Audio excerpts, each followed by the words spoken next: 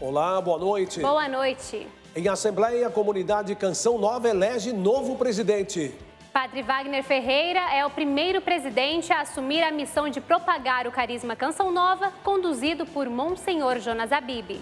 Campanha 40 dias pela vida. Voluntários fazem vigília em defesa da vida e pedem o fim do aborto no Brasil. Governo anuncia reajuste do imposto sobre os combustíveis. Jornada de trabalho excessiva e distúrbio emocional. Nossa equipe mostra que pressão na empresa leva jovens trabalhadores à síndrome de burnout. Supremo Tribunal Federal aprova a cobrança de imposto para cessão de espaços em cemitérios. Produtores rurais ganham mais tempo para a substituição da declaração de aptidão ao PRONAF. A atualização pode oferecer auxílio na produção agropecuária. E capital da Hungria receberá Papa Francisco no final do mês de abril. Esta é a TV de inspiração católica Canção Nova. Está no ar o Canção Nova Notícias, a serviço da vida e da esperança.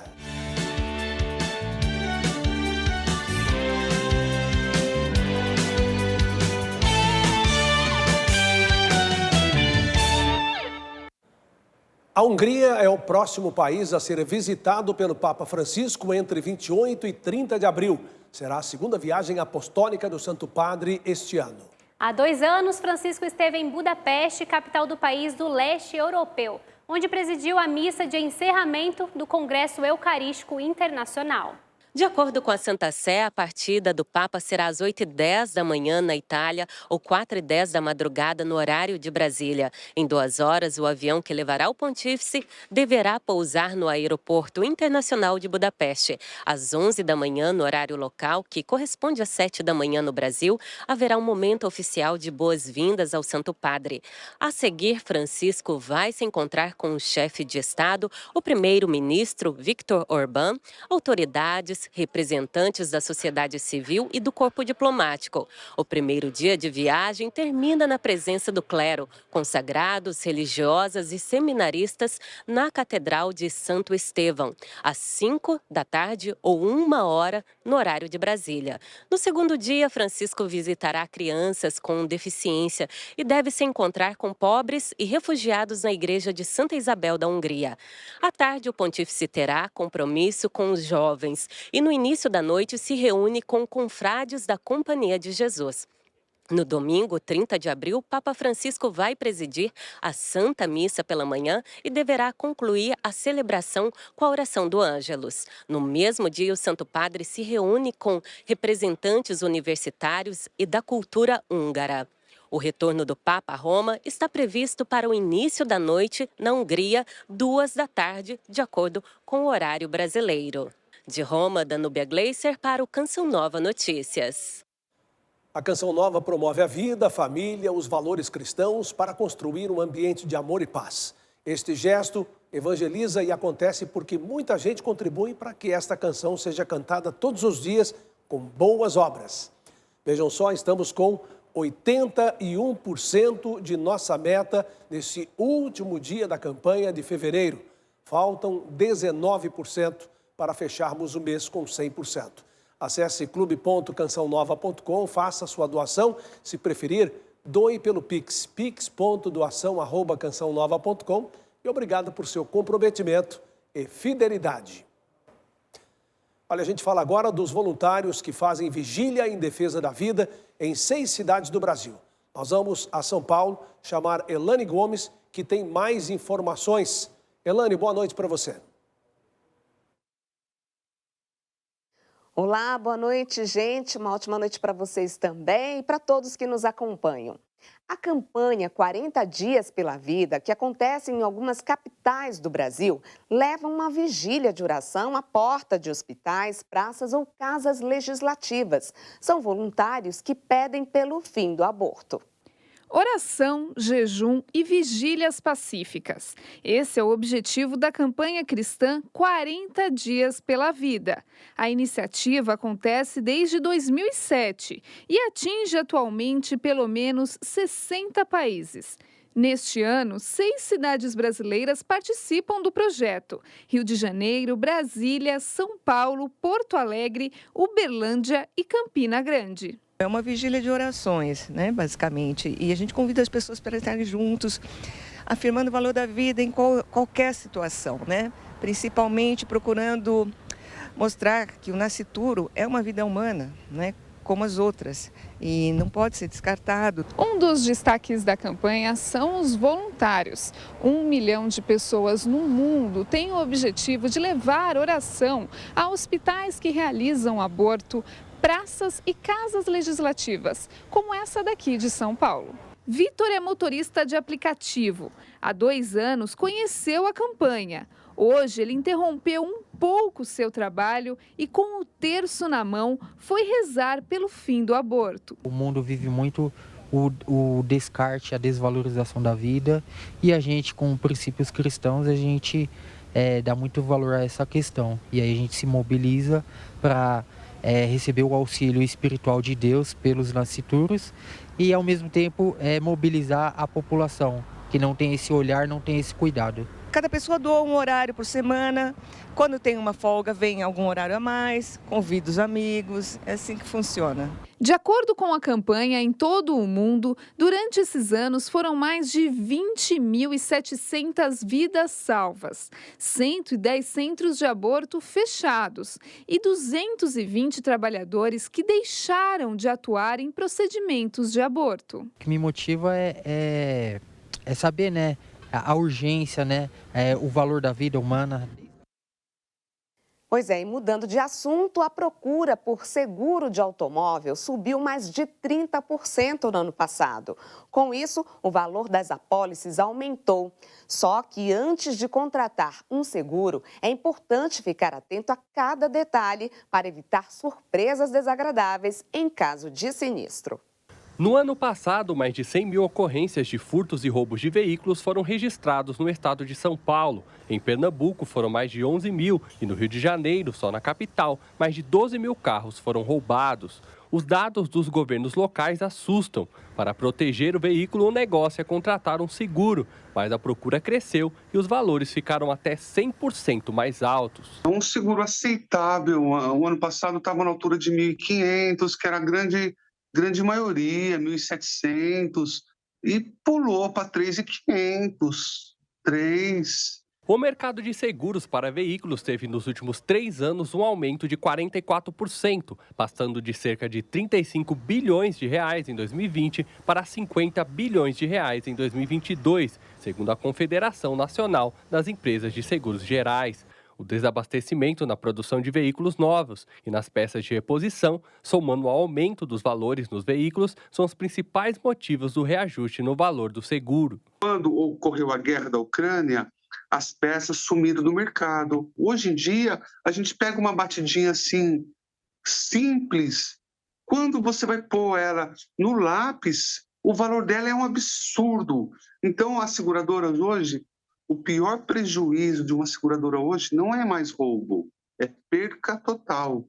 Desde pequenas batidas até o roubo do veículo, o seguro é a proteção que garante indenização em caso de dano material. Mas antes de fechar negócio, é preciso ficar muito atento às coberturas oferecidas no contrato. Você precisa fazer a leitura da cobertura e verificar se aquela cobertura ela atende ali o seu perfil.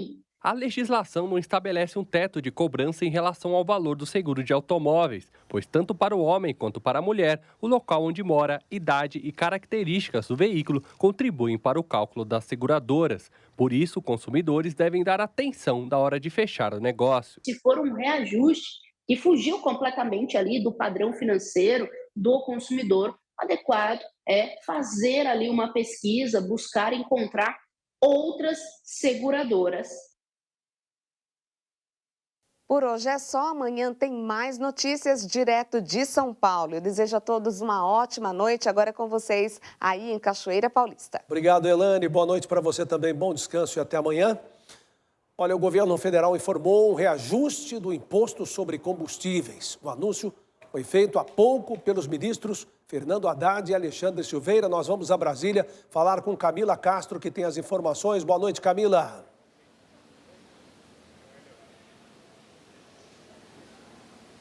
Olá, Reinaldo, boa noite a todos. O governo cobrará imposto de 47 centavos por litro da gasolina e de 2 centavos no etanol.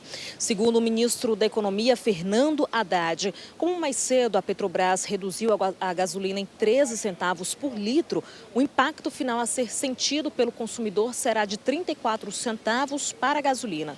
O aumento começa a valer a partir de amanhã. Ainda segundo Haddad, o diesel continua isento de impostos federais até o fim do ano, conforme previsto na medida provisória editada pelo governo em janeiro. Para preservar a arrecadação, já que a reinoração do imposto foi parcial, o governo vai criar um imposto sobre exportação de petróleo cru. A alíquota será ali de 9,2%. O ministro de Minas e Energia, Alexandre Silveira, afirmou que o novo imposto será positivo para incentivar o refino de petróleo dentro do Brasil. A expectativa é que esse novo imposto arrecade quase 7 bilhões de reais nos próximos 4 meses, que vai ficar em vigor. Esse imposto, então, ficará em 4 meses, né? Depois caberá ao Congresso decidir se o tributo vai continuar ou não, ou vai deixar de existir. Os movimentos dos postos de gasolina aqui na capital federal é intenso, viu? Então, a dica é, se você puder, abasteça ainda hoje para não pegar esse aumento que já começa, então, a valer a partir de amanhã. Boa noite. O governo federal reinstalou na manhã de hoje, em cerimônia no Palácio do Planalto, o Conselho Nacional de Segurança Alimentar e Nutricional, CONSEA. Quem tem os detalhes desta pasta é Liana Nunes, em Brasília. Liana, boa noite para você. Boa noite a você, boa noite a todos. É isso, o Conselho vem atuar no combate à fome no Brasil. Durante solenidade de lançamento no Palácio do Planalto, foi apresentado que o CONSEA tem a missão de formular, monitorar e avaliar políticas públicas de segurança alimentar e nutricional. Entre as atuações do Conselho estão a exigência da presença de um profissional de nutrição nas escolas públicas, a aquisição de 30% da merenda escolar junto à agricultura familiar e a inclusão do direito à alimentação saudável na Constituição. Agora vamos falar de dinheiro na conta. O Banco Central informou que a partir de hoje, as pessoas já podem consultar se deixaram algum valor em instituições financeiras no passado. Se ficar comprovado que sim, é só programar o recebimento do valor para a partir de 7 de março. O banco estima que haja um total de 6 bilhões de reais em dinheiro esquecido no sistema financeiro. O site disponível para verificação de valores é o valoresaReceber.bcb.gov.br. E mudando de assunto, com o argumento de combater as notícias falsas, o governo federal criou a Procuradoria Nacional da União de Defesa da Democracia. O chamado Ministério da Verdade vem sendo criticado por parlamentares da oposição que prevêem ameaça à liberdade de expressão. O projeto provoca divergências entre os parlamentares. Em postagem nas redes sociais, o senador Eduardo Girão afirmou estar assustado com a ação da Advocacia Geral da União e da Secretaria de Comunicação da Presidência da República para intimidar os críticos ao governo. Em outra publicação, o parlamentar argumentou que a democracia passa longe de quem quer censurar críticas a regime. Gustavo Coelho, especialista em redes sociais, afirma que a ação do governo não oferece risco aos usuários. Ele explica que as empresas como Instagram, Facebook e Telegram vão precisar emitir relatórios de transparência sobre como as empresas bloqueadas atuavam em suas redes sociais. Todas as denúncias, todas as ações, todos os anúncios falsos, contas bloqueadas vão precisar ficar expostos no relatório que o governo pede que seja trimestral. Ainda de acordo com Gustavo, nos períodos eleitorais, as informações recebidas através de WhatsApp terão limites de compartilhamento. Eles querem, no período eleitoral, também diminuir mais ainda o nosso poder de compartilhamento, tá? É muito grave o que está acontecendo, criando grupos para dizerem o que a gente pode ou não dizer. O que é fake news, o que é verdade, o que é mentira. Na verdade, a gente sabe que o que eles querem é calar, censurar aqueles que ousam dizer a verdade. O ministro do Supremo Tribunal Federal, Luiz Roberto Barroso, participou do Fórum da ONU em Paris, que discutiu a regulamentação das plataformas digitais e afirmou que a nova legislação sobre a mídia no Brasil é um consenso global que precisa ser seguido. No Brasil, mais de 170 milhões de pessoas utilizam as redes sociais. São quase 80% da população. Este número teve um aumento de 14% entre 2021 e 2022. Nesta terça, alguns órgãos do governo bloquearam comentários de usuários em suas páginas nas redes sociais e classificaram as críticas postadas como ataques extremistas. E o Supremo Tribunal Federal aprovou por unanimidade a cobrança do imposto sobre serviços no uso de espaços em cemitérios. A atribuição será dada aos municípios e cabe à Prefeitura a tarefa de definir como a taxa será cobrada. O entendimento da Corte é que a cessão de uso de espaços em cemitérios para sepultamento faz parte de uma custódia e conservação de restos mortais, atividade que se enquadra no conceito tradicional de serviço. Por isso, a necessidade de cobrança de impostos. Amanhã começa um novo mês, com dias de chuvas intensas. Yara Naires. Pois é, Reinaldo. No mapa que indica os temporais, vemos que o vermelho predomina, ou seja, a chuva forte segue por boa parte do país, ainda sobre o norte, centro-oeste, em áreas do nordeste, sudeste e da região sul, como Maranhão, Piauí, Ceará, oeste da Bahia, de Minas Gerais, São Paulo e também em boa parte do oeste do Paraná, Santa Catarina e Rio Grande do Sul. Os episódios de chuva forte geram preocupação, principalmente aos moradores das áreas em situação de emergência, como no caso do estado de São Paulo. O alerta continua para o litoral norte. Em São Sebastião, o maior volume de chuva já registrado no Brasil, onde mais de 60 pessoas perderam a vida durante deslizamentos de terra, com imagens que assustam.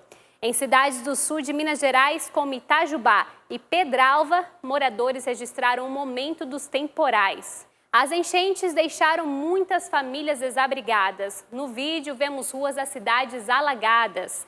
Agora, para amanhã, a previsão é de aumento das chuvas no estado de São Paulo, ainda no sul de Minas e do Rio de Janeiro. Mesmo com os períodos de chuva, o calor vai prevalecer. As máximas atingem os 29 graus na capital paulista, 32 em Belo Horizonte, 34 graus na capital fluminense e também em Vitória.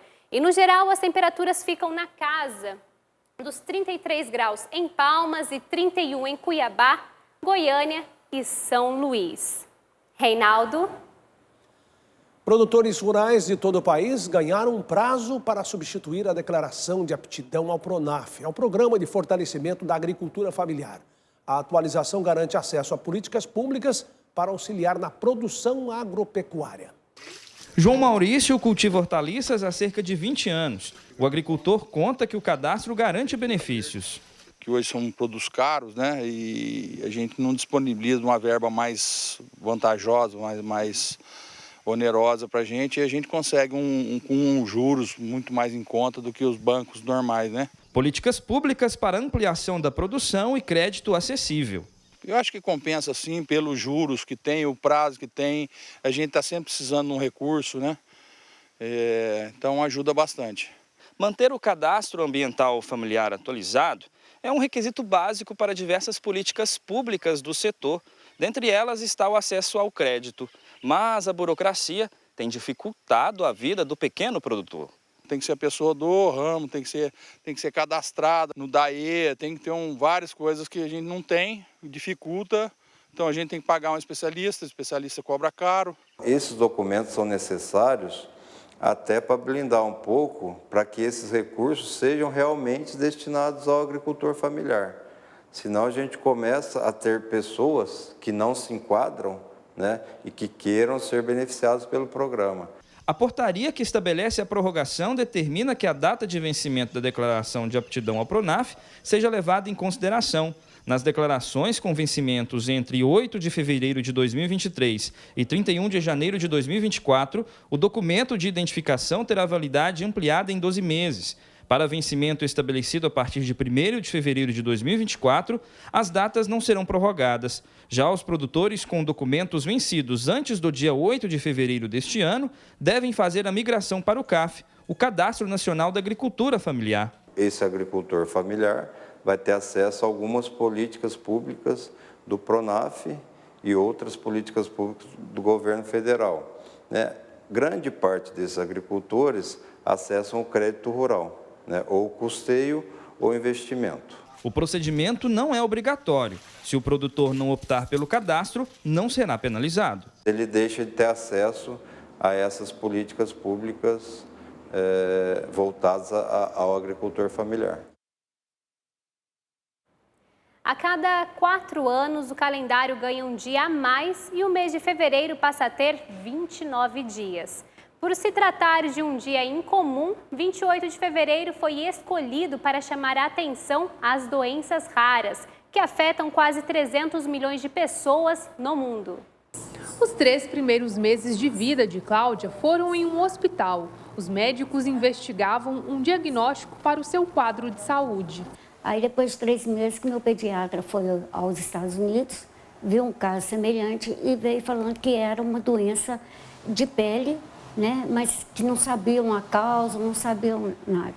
E mais tarde minha mãe já ficou sabendo que era uma doença genética e que chamava epidermólise bulhosa. A epidermólise bulhosa é uma doença genética e hereditária que provoca a formação de bolhas na pele.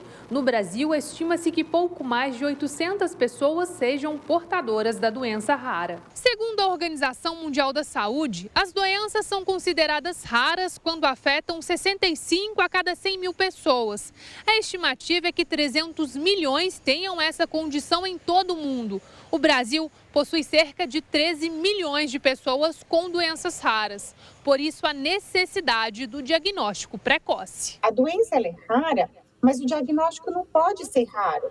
A gente tem que fazer o diagnóstico, os médicos têm que saber das doenças, os pacientes têm que saber, por exemplo, toda mãe que tem um bebê, ela tem que dizer, foi feito o teste do pezinho no meu bebê? E a maioria das pessoas que nascem com uma doença rara, se elas não forem diagnosticadas, elas vão falecer antes dos 5 anos de idade. Desde 2014, o Brasil tem uma diretriz para ação integral às pessoas com doenças raras no SUS. Mas o serviço não atende todas as necessidades dos pacientes. O próprio SUS estabelece planilhas, listas de medicamentos que ele vai cobrir.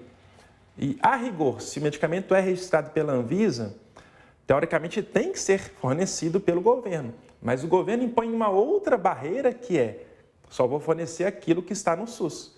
Então, o que a pessoa precisa fazer? Ela precisa ir ao judiciário. É importante que haja uma estruturação, um enraizamento e capilaridade dessas políticas públicas de Estado e que elas atravessem o tempo e a sociedade para que, de fato, a pessoa com doença rara no Brasil possa ser atendido adequadamente. A gente precisa de ter o tratamento, que nós somos seres humanos iguais aos outros, com uma pequena diferença, um pequeno cuidado, e que a gente quer fazer parte da sociedade. Pois é, além das doenças raras, a gente chama a atenção agora para um transtorno emocional que afeta muita gente, a síndrome de burnout. Não são poucos os jovens, por exemplo, que ao conquistar o primeiro emprego, enfrentam exaustiva jornada de trabalho na empresa e acabam adoecendo.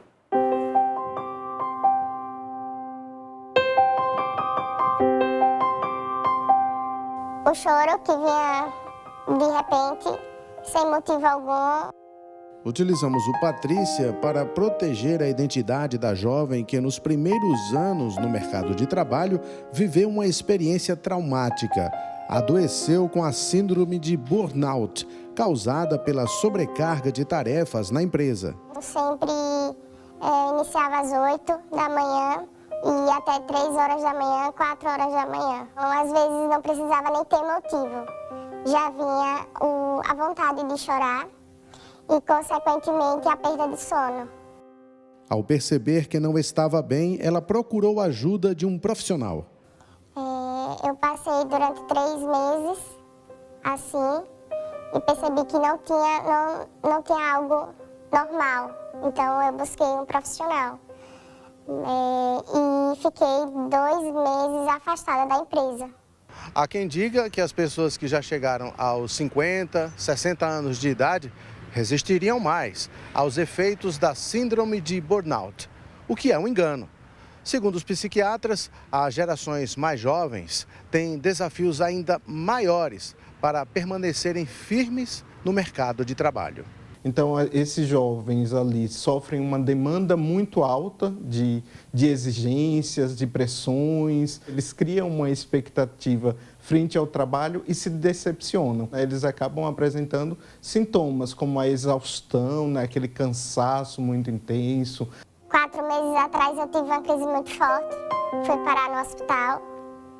Eu pensei, na verdade, que estava tendo início de infarto e não era início de infarto. Era a minha ansiedade que estava já sem controle. Para se proteger do burnout, a orientação aos jovens é procurar conhecer o perfil da empresa antes de ser contratado. O que é mais importante é ele identificar como é a vaga, quais são os descritivos da vaga, ler sobre a empresa, entender como é a empresa, colocar o nome da empresa no Google. A empresa faz muito isso com o candidato, até para verificar antecedentes criminais, etc. A gente também pode colocar o nome da empresa e verificar quais são os processos trabalhistas que nessa empresa pode contar, como essa empresa funciona, referência dessa empresa. E claro que o candidato também pode escolher a empresa, deve. Patrícia continua na empresa até terminar de pagar a faculdade. Ter procurado um médico assim que percebeu o problema a ajudou a manter o emprego. Quanto mais cedo a gente faz um diagnóstico de burnout, a gente vai ter um tratamento mais adequado, mais rápido e com melhor prognóstico. Quando eu procurei o psiquiatra, ele me orientou a ficar afastada da empresa para poder buscar meios que fizesse uma limpeza, né, de comportamento diário, né? Porque eu só estava vivendo para o trabalho, então eu não tinha lazer, eu não tinha descanso, eu não tinha tempo para minha família. No Rio de Janeiro, a paróquia Nossa Senhora do Amparo, em Tanguá, acolheu o encontro de lideranças da Arquidiocese de Niterói. A paróquia Nossa Senhora do Amparo, em Tanguá, recebeu mais de 150 participantes no encontro de lideranças da Arquidiocese de Niterói. Entre clero e representantes de paróquias, eles viveram uma manhã de formação e partilha. Um momento forte da Igreja Particular de Niterói, um momento de comunhão com o nosso arcebispo Dom José Francisco, Dom Geraldo, o bispo auxiliar, o clero e os representantes paroquiais, a participação do laicato, do povo de Deus. Este ano a campanha da fraternidade, que está dentro da Quaresma, nos convida a refletir sobre o grande problema que atinge muitos irmãos e irmãs, que é a questão da fome, né, em nosso país. E Jesus Cristo, mesmo a partir da palavra dele, em Mateus, ele nos chama a atenção no capítulo 14, dá-lhes vós mesmos de comer. Então a pergunta que a gente pode fazer, cada uma e cada um de nós, é o que eu como cristão, o que eu como comunidade, como grupo, nós podemos fazer de concreto para favorecer os mais necessitados. O que esperamos nós? Claro, que possamos aderir à proposta da Igreja no Brasil e fazer também esse trabalho acontecer nas nossas paróquias. Que os nossos corações, estando inflamados, possamos de fato também colocarmos os nossos pés na estrada que Cristo nos apresenta. 28 de fevereiro de 2023 passa a ser uma data especial. Pela primeira vez, a comunidade Canção Nova elegeu um presidente que, pelos próximos anos, terá a missão de propagar o carisma inspirado pela ação de Deus no sim de Monsenhor Jonas Abib. Padre Wagner Ferreira, presidente da Fundação João Paulo II, foi eleito há pouco presidente da comunidade Canção Nova. Os repórteres Emerson Tersigni e Ederaldo Paulini acompanharam a tarde de votação. Em Lavrinhas, Monsenhor Jonas Abib viveu boa parte de sua adolescência e juventude. Primeiros passos de uma fecunda caminhada. Os valores que aqui aprendeu são repassados a todos os que fazem parte da comunidade. É neste solo santo que seus membros são auxiliados para uma decisão importante. A patrona da Canção Nova é Nossa Senhora Auxiliadora. Do moço que rezava assim, ó, Maria, Mãe e Rainha, põe tua mão antes da minha. O moço sempre rezava assim. Nós estamos rezando agora. Desde o início desta semana, os integrantes da Assembleia Geral estão reunidos para a eleição do novo presidente, cargo antes ocupado por Monsenhor Jonas. Sob a luz do Espírito Santo, Padre Wagner Ferreira foi escolhido como novo presidente da comunidade.